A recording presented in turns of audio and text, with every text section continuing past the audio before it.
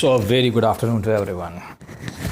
आइए चर्चा करते हैं कि हमें अपने रिएक्शंस को या एक्शंस को या जब हम किसी चीज़ को देखते हैं तो उसके प्रति जो हम रिएक्शन करते हैं, जैसे मान लीजिए आपने सोडियम में पानी डाला तो बड़ी ज़ोर से आग लग जाती है, तो वैसे ही हमारा रिएक्शन कैसा होना चाहिए और किस प्रकार से हमें अपने रिएक्शंस को कंट्रोल करने की आवश्यकता है, इस बारे में मैं आपसे कुछ चर्चा करना चाहूँगा क्योंकि ये महत्वपूर्ण देश है। भारत अगर पूरे देश को देखेंगे तो ये भावना प्रधान देश है।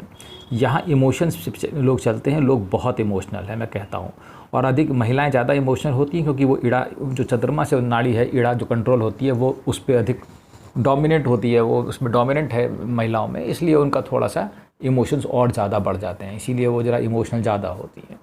पुरुषों में थोड़ा इमोशंस कम होते हैं, लेकिन हमारा पूरा देश ही इमोशन से वसा हुआ है, पूरा देश मैं कह रहा हूँ। ठीक है, भारत देश में सब लोग इमोशनल हैं, भावात्मक है, दिल से काम करते हैं। बहुत कम लोग आपको ऐसे मिलेंगे जो बहुत खड़े, मतलब एकदम बहुत खड़ा हुआ बोलते हो, या बहुत ही जो कहते हैं हार्ड हार्टेड हो, मतलब जिनके दिल बहुत ही सख्त हो, आप ऐसा कह सकते हैं। ऐसे बहुत कम लोग मिलेंगे, ज़्यादातर हम सब भावनाओं में बहने वाले लोग हैं। ज़रा सा कहीं पे दुख होगा या किसी को कुछ होगा तो हम सब एकदम उदास हो जाते हैं। ये हमारा देश है, अब इसमें हम कुछ नहीं, ये हमारा पूरा देश ही प्रोग्राम इस तरीके से किया गया है। हो सकता है अगर आप अमेरिका में जाएं तो वहाँ लोगों को कोई मतलब ना हो पड़ोसी में क्या करो, वहाँ ऐसा है भी।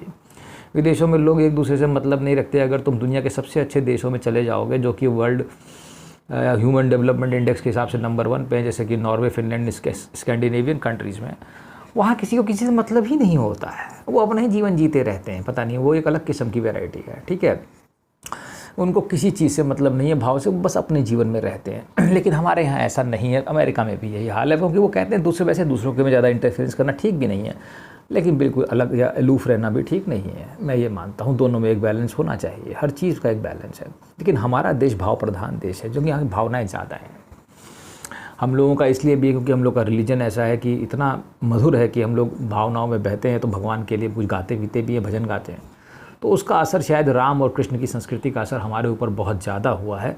और ये एक नेचुरल सी बात है कि हमें इसका इम्पैक्ट हमारे ऊपर है, इसमें कोई दो राय नहीं। और मैं इसे अच्छा भी मानता हूँ, क्योंकि मेरा मानना है खड़ा हुआ जीवन बिल्कुल खड़ी बुद्धि से जीना, जिसमें कि मैं कुछ नहीं हूँ, मेरे पास इमोशंस ही नहीं है, उसमें मज़ा भी कुछ नहीं है, क्योंकि वो एक थोड़ा भाव है, वह है, जीवन है। क्योंकि ज़्यादा दिमाग से काम लेने से अच्छा थोड़ा दिल से भी काम लेना चाहिए, दिल और दिमाग का बैलेंस बना लेना चाहिए, मैं ये मानता हूँ।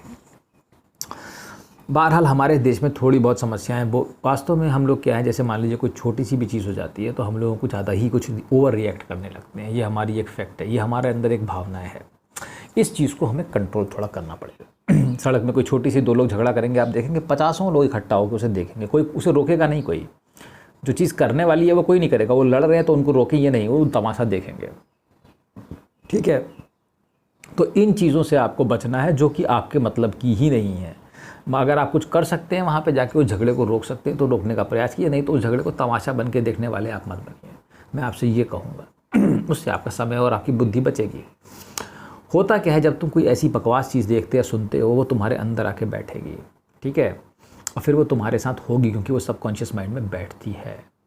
वो बॉडी भी एब्जॉर्व करती है, माइंड भी एब्जॉर्व करता है, सेंसेस सब कुछ सोखते हैं। ऐसा नहीं है कि बॉडी सिर्फ तुम्हारी माइंड ही सिर्फ सोचता है, सारी बॉडी ही ऐसी बनाई गई है, तुम इमेजिन नहीं कर सकते। जो पोर्स बनाए हुए हैं ये सब सोखते रहते हैं हर चीज़ को चारों तरफ से एनवायरनमेंट में। सो तुम्हें बहुत कॉशियस रहना है कि अपनी रिएक्शन में, मान लीजिए कोई आपका ऑफिस में बॉस है, वो बहुत सख्त है, ठीक है, और वो आपको रोज़ कड़वी बातें करता है, लेकिन वो कड़वी बात तभी करेगा जब आप काम ठीक से नहीं करते होंगे। ठीक है, तो उसके प्रति आपका रिएक्शन एक कंट्रोल्ड मैनर में होना चाहिए। लेकिन अगर आपको लगे कि ये चीज़ बहुत ज़्यादा हो रही है तो आप बोल भी सकते हैं कभी। हमेशा चुप रहना ठीक नहीं है।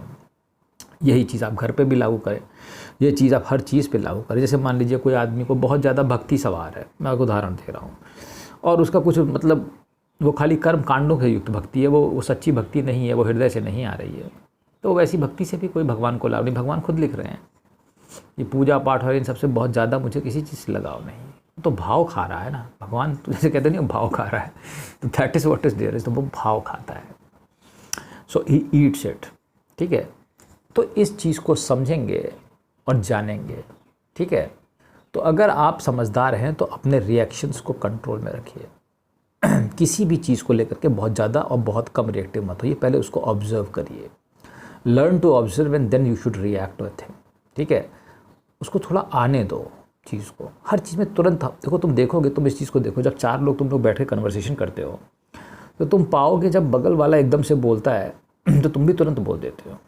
ये मेरी भी आदत है, मैं ऐसा नहीं कहता कि मैं ऐसा नहीं करता, लेकिन मैं कोशिश कर रहा हूँ कि मैं अब धीरे धीरे करके अपने आप को कम करूँ।